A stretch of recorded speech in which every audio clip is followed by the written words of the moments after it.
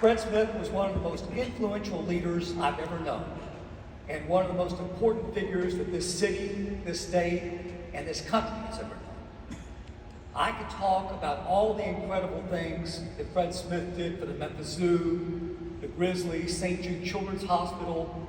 Those are all part of Fred Smith's story, and Memphis will forever be grateful for them. But today I want to go a little bit deeper, because when FedEx was first starting out, I'll be honest, I didn't pay much attention. I was a kid growing up in Memphis. But as I got older, it wasn't just a company. If you lived here, if you made your life here, you knew what it meant.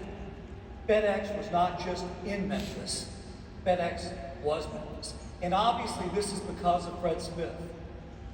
In high school and in college, FedEx became something more than a name on a building to me. People would say, just FedEx, without even thinking about it. That's rare. Very few companies ever reach that level of cultural impact, where their name becomes shorthand for speed, reliability, and trust. That is Fred Smith.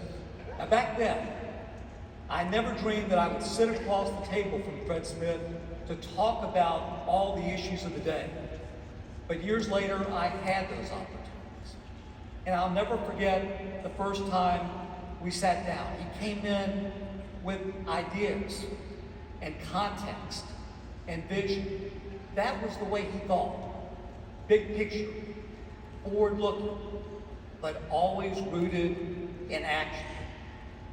You know, we heard Senator Blackburn talk about the World War II memorial that Fred Smith helped start and fund. If I can, maybe a little bit of background. My good friend Chris Richards, who served as the general counsel at FedEx and was a close advisor to Fred Smith, told me a story about Fred's leadership.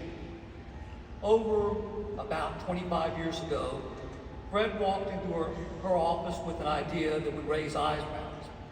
He wanted FedEx to participate in a Hollywood film, one that involved a FedEx plane crashing. Now, Chris, as the company's lead attorney, advised against it. No airline had ever given permission for something like that. The legal and the reputational risks were obvious. But Fred wasn't afraid to take a risk. He believed in the bigger picture, and he gave the green light. He was deeply impressed with the production team, and with Tom Hanks in particular, a relationship that would matter more than he could have known.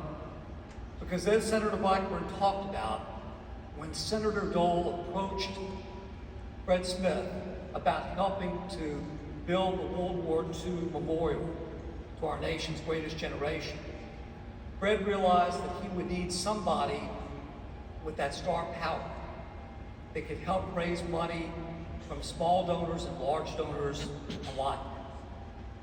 Fred turned to his friend Tom Hanks for his help and public support to help raise funds for the memorial. Indeed, that movie ended up being good for FedEx, and in turn, good for the World War II memorial and good for the nation. So when we think about Fred Smith's philanthropy, what impressed me most is not the headlines. It was that quiet generosity. The check written for a youth center, the time spent mentoring a young entrepreneur, the belief that Memphis could and should dream big.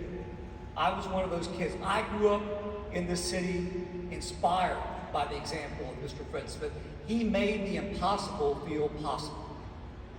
Imagine the tens of thousands he inspired through his life's work, his leadership, and the story of Fred Smith. Frederick W. Smith had a natural ability to lead. Whether it was in the military, in business, or just in life, Fred knew how to guide and command. Now, there are many different ways to lead. Scores of books have been written about different leadership styles. But I think about President Ronald Reagan. When he talked about leadership ability, President Reagan said, and I quote, "The greatest leader is not necessarily the one who does the greatest things.